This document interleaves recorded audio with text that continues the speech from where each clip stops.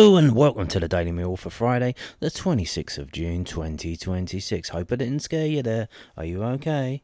Well, some exciting news today for Portsmouth. Portsmouth news. An exciting step.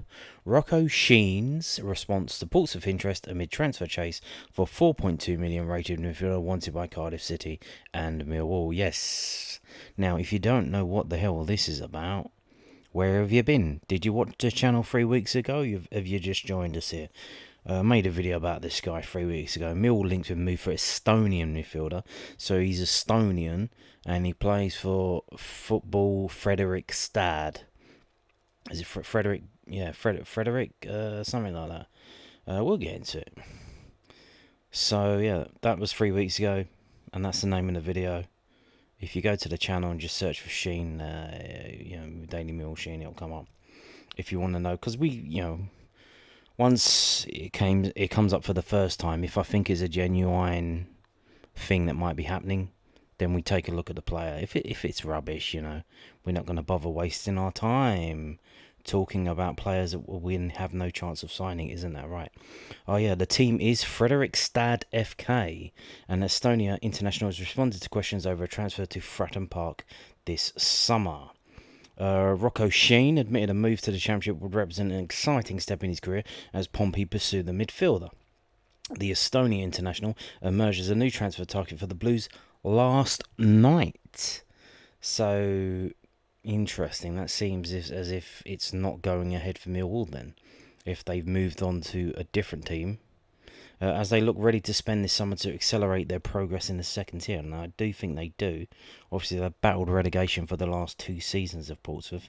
It's not going to get any easier for them. So they probably need to do something about that, don't they? But we're not going to read all this. But Championship rivals. Why did that reset itself? I don't know. Championship rivals Millwall and Cardiff are also said to be keen on the 22-year-old, but it's the Blues who are now said to be the hottest option in the hunt for Shein, according to reports in Norway. And this is coming from the local paper, the Fredrikstad Blad. So, they probably know what they're talking about. Shein has been upfront about his position over a move to England, with the prospect clearly appealing to the former Utrecht and Dordrecht man.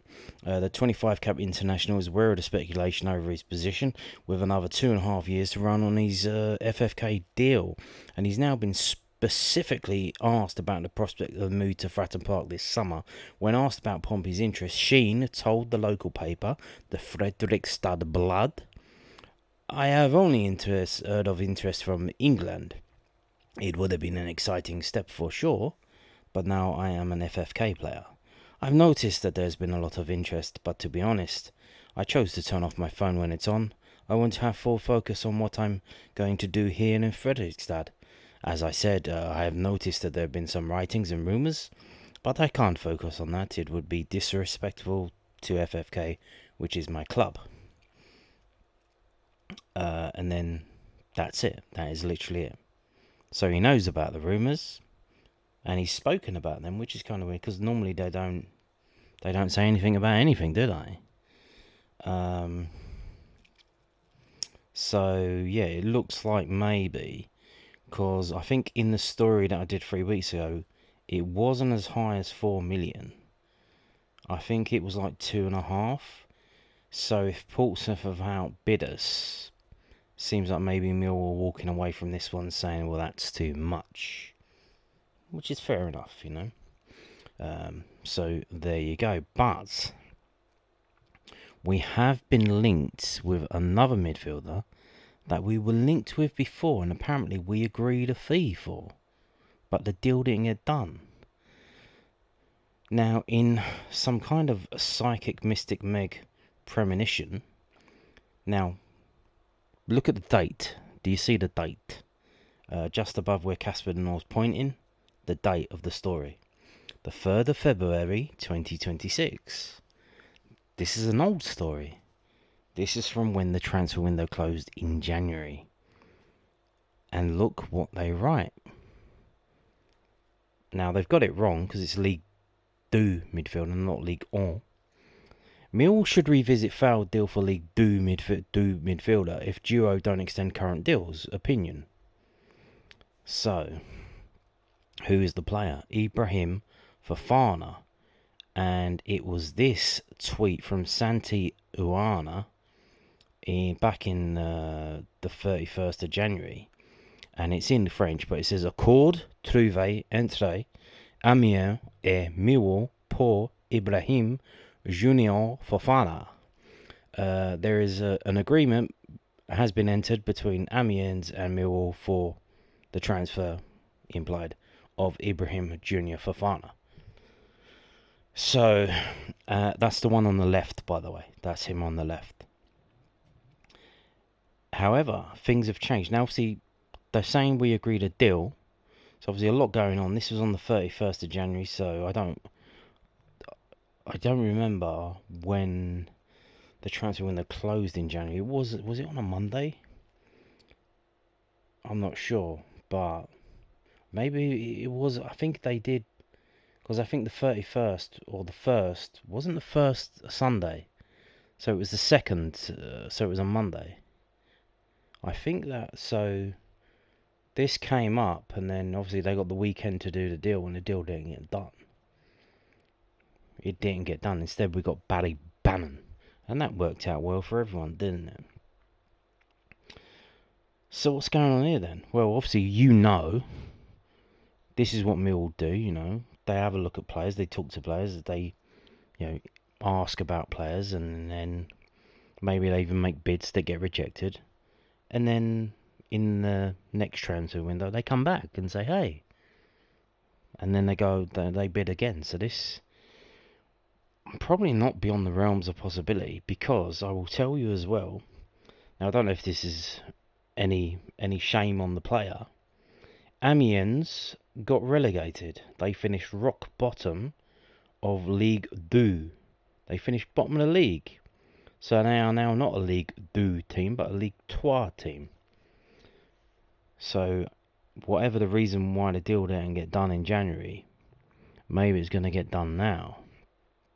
So if we go back to the story, it's not a story, it's an opinion piece. So, Mill missed out on Amiens midfielder Ibrahim Fofana in the January window, but the club could turn to him again if Casper Denor and Billy Mitchell don't sign new deals. Well, would you look at that? Billy Mitchell hasn't signed a new deal. Doesn't look like he's going to be signing a new deal. Hasn't signed for anyone else yet. But obviously the club know behind the scenes. So maybe they're moving on to this other guy who they were looking at to bring in. Mill had a solid transfer window, bringing in 3 proven championship talents. Alex Neil has his side in a good position to finish in the playoffs, and the new arrival should help them get over the line. The Lions signed Barry Bannon from Sheffield Wednesday on an 18-month contract. The South London outfit also brought in Anthony Patson on loan from Sunderland and Tommy Watson on loan from Brighton. And they all worked out, didn't they? Neil's side were also linked to Bailey Cadamarteri and Svante Ingelsson, with the former joining Wrexham on deadline day. Mill could still turn to one of their other targets, Ibrahim Fofana, in the summer, though. The Lions were reported to have reached an agreement with Amiens for the midfielder. However, the League One outfit later stated that the 22-year-old would not be joining the South London club. So they said, where did they say that? What's that linked to? So that links to their official club Twitter page. Their Twitter account. I'm not going to bring it up, but yeah. You can go to this story and find it for yourself. Just go search Millwall Ibrahim Fofana, the72.co.uk. You'll find it. With Billy Mitchell and Casper Denor's current contracts expiring, though, Neil's side could revisit their failed transfer for the Ivorian, he's from the Côte d'Ivoire, in the summer. Amiens revealed on deadline day that there had been discussions with Millwall over a potential deal. Fofana would have been the second player the Lions signed from France after recruiting Derek Mazusako in the summer. There's still a chance the South London outfit returned to discussions with the Ligue 2 outfit if either Denor or Mitchell don't renew their contract deals. Neil's side may have already lined up their replacement, and there he is there. He's a defensive midfielder. The 22-year-old specialises in, well, they tell us, Specialising in the defensive midfield position has a similar style to the way Dinor operates in midfield for Millwall. The Belgian has the option to extend for a further year, but and he has done that. And then they talk about other stuff about who else we got in midfield. Obviously, at this time, what you need to remember as well, this is what 2 months after we had every single midfielder missing out through injury. Wasn't that in November? So, they were probably just looking at people just to bring in just in case there were more injuries, but didn't end up happening. Right, so this could be happening now. So who is this guy? There he is. So this is from transferfeed.com, which is a weird website. They just post just random stuff. But this is what they posted up 142 days ago. During the January transfer window, it was reported that Millwall had reached an agreement with Amiens for Ibrahim Fofana. However, the Ligue 1 club later stated that the 22-year-old Ivorian midfielder will not be joining the South London team. Amiens did reveal on deadline day that discussions with Millwall over a potential deal had occurred, and the club might attempt the transfer again in the summer, particularly if Casper Denor and Billy Mitchell do not sign new deals as their current contracts are expiring. So there you go. Now, why did the deal not go through? Obviously, Amiens accepted a fee. Did we even get so far as to talk to the player? Did Amiens call the deal off because they couldn't get a replacement in? Because they were fighting relegation? So they said, well, hang on, we don't want to get relegated, so we might as well keep him. It's not worth selling him for the money you're giving us. Did the player himself reject the deal? Say, well, I'm not moving now. I'll move in the summer. I'm not moving in January. You're upending my life. I don't want to do that. And a lot of these foreign players, and it is kind of bizarre when you think about it. Did he say, well, hang on a minute, what's going on here? One club is giving this club millions of euros, and I have to go and live in London. Like, what am I, a slave or something? And then, he stuck his hand out. Well, I will go if you pay me. How much are you going to pay me? If I get a cut of the deal, make it worth my while. If you don't, then I ain't going nowhere. Is that what he did? I don't know. But obviously well in his rights to do so. For sure. So let's have a look at the Wikipedia page. Ibrahim Junior Fofana, born on the 15th of August 2002. Now, again, they got relegated to Ligue 2. So if they weren't going to sell him before, that's almost certainly going to sell him now. But hang on a minute here. On the 30th of June 2023, he signed his first professional contract, a deal lasting until 2026. Ooh, is he out of contract? Is he out of contract this summer? Is that why the deal didn't get done? Because he said, well, hang on a minute. Might as well wait till the summer. I'll get a big signing on fee and it's all gravy. It's all in my pocket. Now, obviously, he is age 23. So there will be training compensation. But when you go from one country to another, that's fixed. Now, in England, if a player went from one English team to another and they couldn't agree to the fee, you'll go to a tribunal and you have no idea how high it's going to be. So a lot of clubs just avoid it, and a lot of players, they get around this now. Zach Lovelace did this. He left and he went to Rangers, so he went to the Scottish system. So Rangers only had to pay training compensation, which is dictated by a FIFA equation. It's like all automated. You can't.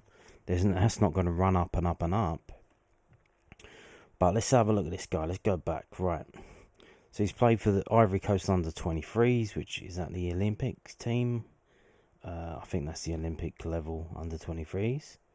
Funnily enough, here's the thing: Côte d'Ivoire. It's called Côte d'Ivoire, and they demanded to be called Côte d'Ivoire. And this is Wikipedia, which is supposed to be woke, and they're calling him Ivory Coast, and not Côte d'Ivoire. He's 6'2", by the way. It probably hasn't finished growing. Now, he started at Amiens. He's a one-club man, been at Amiens all the time. Started out in the B team, 36 appearances, 3 goals. For the first team, 57 appearances, 1 goal. Been there for 4 years now overall, 2022. So, there you go. But however, he did have a cruciate ligament injury on in September 2023. Now that was 3 years ago. But again, is that something that scuppered the deal? But he was playing, and he wasn't injured. But did they look at if his knee was the reason why the deal didn't go through, then surely they wouldn't go back in for him now. It's not going to magically get better unless maybe if he's got the old stem cells and he's been putting fetus blood on his knee, maybe he has fixed it. I don't know, but again, we have no idea why the deal fell through. Let's have a look at him then. So this is from fbref.com.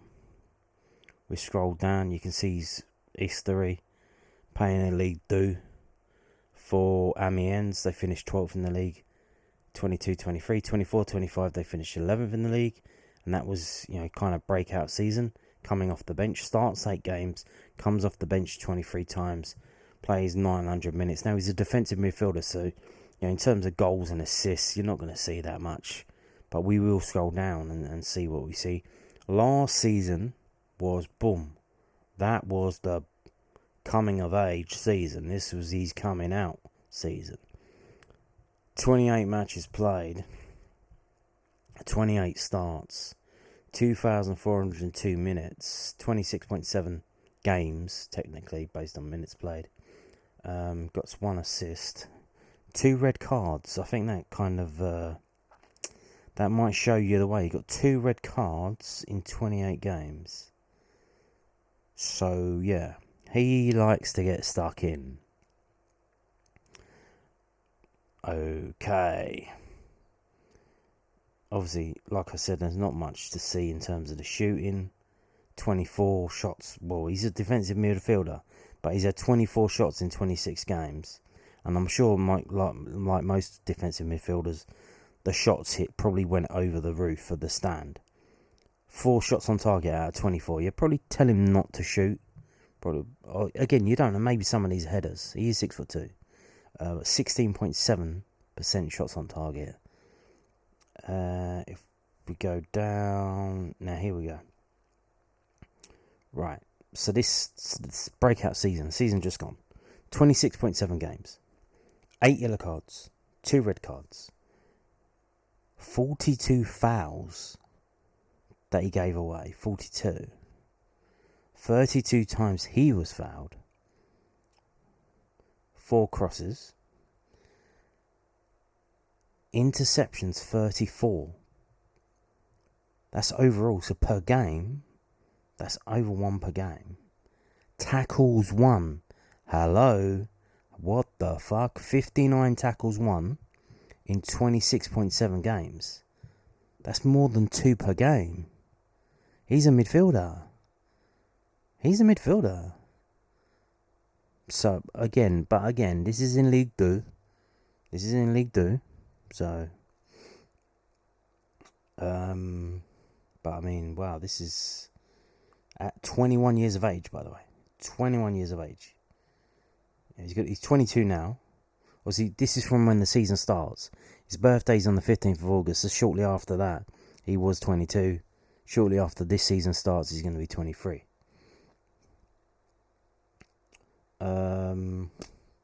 So you get the idea with that. Oh, hey, look at this. Look.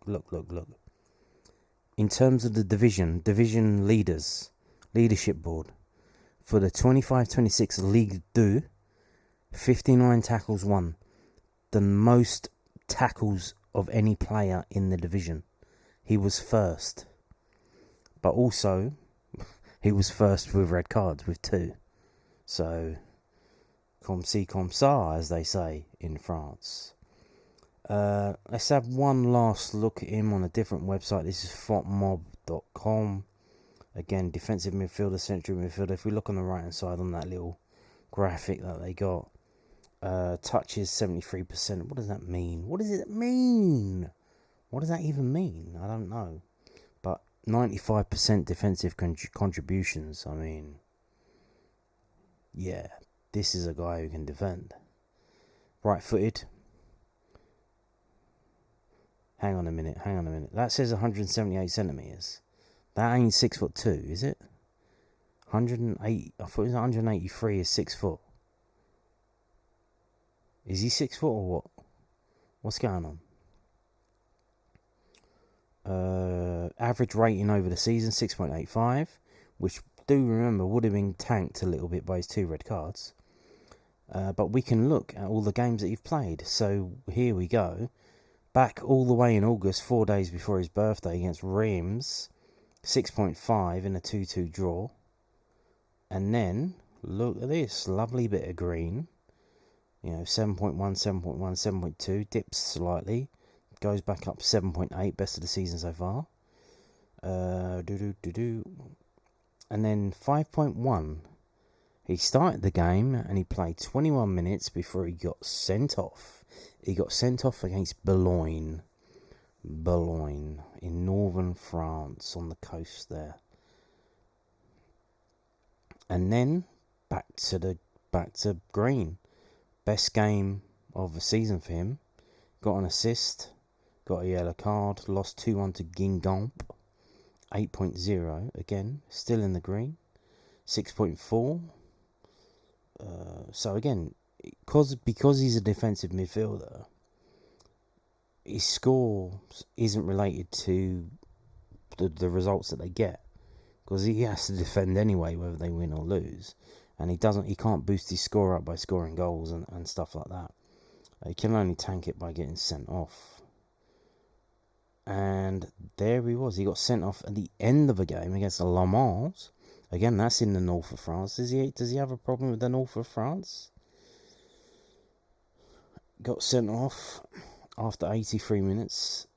But he still got 6.5. Again, though, look at this. So, what's going on here? Go back. January transfer window closes here. Puts in a couple of decent games. And then, it's kind of just... maybe his heart wasn't in it. And look at this. They didn't win a game. Did they sell some of other players then? Maybe that's what they sold, other players. Because they, look at this. Draw, loss. 4-3, loss. 5-0 loss against Saint Etienne, who did end up winning the playoffs on the 9th of May. So that would have been the last game of the season. They lost 5-0. Still got 6.8, but obviously not up there. So obviously the season kind of unwound after the transfer window closed. Now, did he know that he was leaving in the summer? Did he know that he was going to sign for Millwall in the summer? Did he know, well, hang on, let's not bust the gut. Let's not try too hard, because I've got to move in the summer and I don't want to get injured. But, his scores are still decent, Or maybe he got tired. Playing a lot. Obviously, only 21, 22. There's a lot to do at that age. So, there you go. And, he's shooting from the halfway line. But it was on target, though. I mean, damn. Yeah, the ones that are coloured in are on target. And they were, ironically, some of the furthest away of his shots, of his 24 shots. He only had 0.81 XG from 24 shots. So, probably tell him, don't do that, mate. Stop shooting. Scroll down and we can see some of this stuff. Successful passes. Oh, so that's a lot of passes. I think he does, tippy-tappy. 1,115 passes in 24 games. 28 games, whatever it was. That's a lot. Damn. Crosses the ball as well. 50% successful crosses. Although, he only put 2 crosses in. Successful dribbles, 22, which is 66%. Got the ball taken off of him 14 times. Touches in the opposition box, only 10. defensive contributions 186, 90 tackles, 30 interceptions, 13 block shots. Wow. And you can see, look at this. Bars of green. Possession recoveries 132, possession won in final third 7. 41 times he was dribbled past though. So it seems, that's a lot. So if he doesn't win the tackle, they just get past him. They're zoomed in. So he either wins it or he doesn't. 53 clearances, 4 clean sheets. XG what against whilst on the pitch 52. Again, he's playing in a team that finished bottom of the league, so I don't know what you can do about that. So yeah, there you go. Is this the guy we're signing? Who knows? Now, the under-21s are back to training today on a Friday. Why? Why not give them the weekend off? I don't know. But we do have some pictures. So, Millwall under-21s return to Calmont Road for day 1 of 26-27 pre-season training on Friday, ahead of the new Professional Development League campaign. Take a look at the gallery below, as Kevin Nugent side will put through their paces after the summer break. Well, they don't even know what fixtures they got at the moment, so... But they're back before the first team players. The first team players are back next week, either Monday or Tuesday. This is millfc.co.uk, and here we go. So, do we know any of these players? That looks like, on the right hand side, is that Jaden Thomas-Smith? Rafik Lamptey obviously there. Is that Jack Howland in the background? Baker Boaty on the right hand side out of focus, and I'm not sure who that one is there, but to the left of Rafik Lamptey. It might be Jaden Tektas, but again, I'm not sure if he signed his new contract or not. There's LS Mansour. Straight back to training, even though obviously during the break he travelled out to the Maldives and he was playing for the Afghanistan national team. There is a blurry photo there. Is that a trick? Is this artistic or is this a trick? Is this a player that they're trying to hide who it is? I don't know. That's Jacob, wasn't he there? He's wearing 33, but Jaden Thomas-Smith was wearing 33. What's going on with that? Have they not got their new squad numbers yet? There's Callum Bredhead, number 50. Rafik Lamptey. Sheldon Kendall. Alfie Massey, looks like he's got a new tattoo. Jacob Puswosny again. Zach Lovelace. And I'm not sure who that is in the middle with the water. Surely, it says number 8. Surely it can't be number 8. That's a first team squad number. Surely you don't give it the number 8. Is that Beckwith? I don't know who that is. No idea. Maybe it's a new signing they haven't told us about. I don't know. There's Jack Howland. And we're back to the beginning, so there you go. Now, again, doesn't look that many people there. I don't think they have a full quota of players. So, presumably, when they play these games, the pre-season games, they'll be including a lot of trialists, I assume, much like they did last season, to bring in some new players to fill out the team.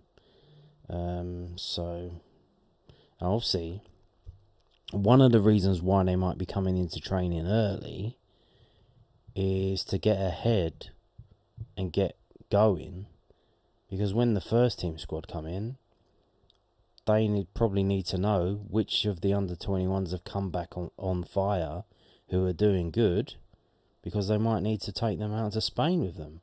So it might be, show us what you got, and then you can go to the first team and train with them and travel out to Spain. So it might be that situation.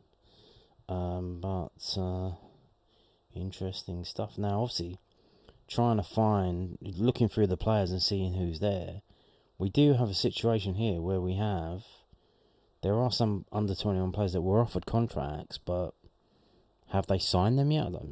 Doesn't seem to be. Obviously, the only one we know about is Jaden Thomas-Smith. So we have Archie Kirby, Jaden Tektas, who it looked like that was him there. I'm not too sure with him. Sasha Sugita Vieira and Freddie Friedman. So, and obviously Joel Coleman and Ronnie Sandford is under 21 goalkeeper. He wasn't there. It was just Jacob Buzz, wasn't he? So, what's going on with that? Have they signed or not? But I guess we'll find out next week. What's the rush? Let people live. Let them live. Stop bothering them about things just because you're filming a YouTube channel. I'm going to finish with this. What are you doing tonight? What are you doing tomorrow morning? Are you watching New Zealand versus Belgium kicking off at 4 o'clock? Because it's being hosted in BC Place, Vancouver. I will be watching this. Well, if Max Crocombe starts. If he doesn't start, I'll be going to bed at 3 o'clock. Because that's when the team comes out. But if Max Crocombe starts, I'll be watching Max Teramoana Crocombe of the Cook Islands in New Zealand. I will be watching this. And, hopefully, good luck, son.